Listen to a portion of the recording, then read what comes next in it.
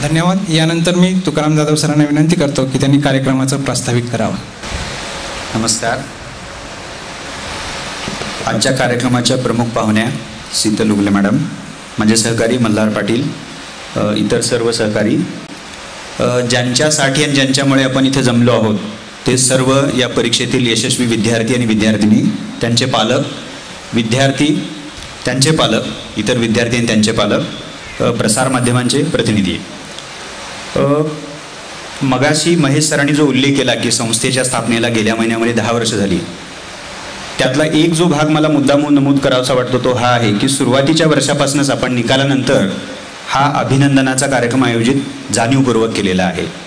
त्याच्यामागे 2-3 उद्देश, पर्पजेस म्हणता येईल त्याला, मला नमूद करायचे वाटतात. त्यातला जो पहिला महत्त्वाचा भाग आहे, आता हे मी खरं तर सांगण्याचं काहीच कारण नाही की UPSCची परीक्षा ही किती कठीण परीक्षा आहे, तिला जगातली सेकंड टफेस्ट एक्झामिनेशन म्हणून ओळखलं जातं. अशा कठीण परीक्षेमध्ये हे जे विद्यार्थी आपल्या खडतर परिश्रमाच्या आधारे जे यश संपादित करतात, तर त्यासाठी त्यांचं अभिनंदन होणं, त्यांचं कौतुक होणं, मला असं वाटतं की ते महत्त्वाचं आहे. दुसरी बाब, त्यांचे पालक देखील आपल्या पाल्यांनी शासकीय अधिकारी व्हावं याचं स्वप्न पाहत असतात, त्यांना दरवेळेला पाठिंबा देत असतात, त्यांच्या या सगळ्या खडतर प्रवासाचे ते एका अर्थाने साथीदारच असतात. तर त्यांना देखील आपल्या पाल्यानं हे जे मिळवलेलं यश असतं ते पाहत असताना जो आनंद होत असतो तर तोही शेअर करता यावा आणि त्यांच्या पाल्याबरोबरच त्यांचंही अभिनंदन करावं, हा एक त्यामागचा हेतू मला नमूद करावासा वाटतो. तिसरी जी फार महत्त्वाची गोष्ट आहे की हे जे सगळे विद्यार्थी असतात, कुणी 2 वर्ष, कुणी 3 वर्ष, काही विद्यार्थी पहिल्या प्रयत्नामध्येच यशस्वी झालेले असतात, तर या संबंध प्रक्रियेचा त्यांचा जो काही अनुभव असतो तर ते आपल्या मनोगताच्या माध्यमातून आपल्यासमोर ते मांडत असतात. म्हणजे खरं तर एखाद्याला असं वाटेल की तीच परीक्षा असते, तोच निकाल असतो, बरेच विद्यार्थी यशस्वी होतात, पुढं जातात. मग दरवर्षी लागणाऱ्या निकालात जे यशस्वी विद्यार्थी होतात तर ते मागच्या विद्यार्थ्यांसारखंच काहीतरी तेच सांगत असणार, पण तसं ते अजिबातच नसतं. दरवर्षीचा निकाल एक वेगळी गोष्ट आपल्यासमोर, वेगळी कहाणी, स्टोरी घेऊन येत असतो. आणि जेव्हा आपण त्यांचं ते अनुभवकथन ऐकत असतो तर तेव्हा त्यातून याची जाणीव होते की प्रत्येक विद्यार्थी यशस्वी होणारा एक वेगळं मॉडेल असतो. आणि मला असं वाटतं की म्हणून वर्षाच्या सुरुवातीला जेव्हा त्यांचे अनुभव आपल्याला ऐकायला मिळतात, त्यातनं वेगवेगळ्या स्टोरीज आपल्यासमोर येतात आणि पुढं आपल्याला जी काही तयारी करायची असते, आम्हाला एका बाजूला संस्था म्हणून आणि तुम्हा सगळ्यांना एका अर्थाने भावी अधिकारी म्हणून जी तयारी करायची असते, तर त्याच्यासाठी अत्यंत प्रेरणादायी असा हा अनुभव कथनाचा भाग असतो. म्हणून मग हा सुरुवातीच्या वर्षापासून आपण जाणीवपूर्वक आयोजित केलेला कार्यक्रम आहे. चौथी आणि शेवटची गोष्ट की संस्था म्हणून वेगवेगळ्या प्रकारचे उपक्रम आपण करत असतो. त्या उपक्रमावरती एका अर्थाने शिक्कामोर्तब हे या विद्यार्थ्यांच्या यशाच्या माध्यमातून होत असतं किंवा मिळत असतं असं पण म्हणूयात.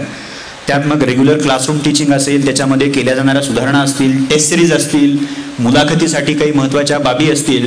त्या बाबतीत मला एक बाब नमूद करावीशी वाटते की आपल्या शासकीय सेवेमध्ये कार्यरत असलेले महाराष्ट्रातले असतील किंवा महाराष्ट्राच्या बाहेरचे असतील आणि इतरही काही रिसोर्स पर्सन ज्याला म्हणूयात, तर ते जाणीवपूर्वक जेव्हा जेव्हा आपण मुलाखतीसाठी वेगवेगळ्या प्रकारच्या मार्गदर्शन मालिका आयोजित करतो तर त्याच्यामध्ये ते सहभागी होतात. त्यामध्ये मला उल्लेख करावासा वाटतो अभय टिळक सर, जे आर्थिक घडामोडींचे विश्लेषक आहेत, संजीव चांदोरकर, जे गेल्या वर्षी आपल्या इथं मुलाखतीच्या मार्गदर्शनाला आले होते, टाटा इन्स्टिट्यूट ऑफ सोशल सायन्सेसमध्ये ते प्राध्यापक म्हणून काम करतात, संग्राम गायकवाड सर, ज्यांनी GST वरती अत्यंत सुंदर अशा प्रकारचं भाष्यपर व्याख्यान आपल्याला दिलेलं होतं आपल्या मुलांना.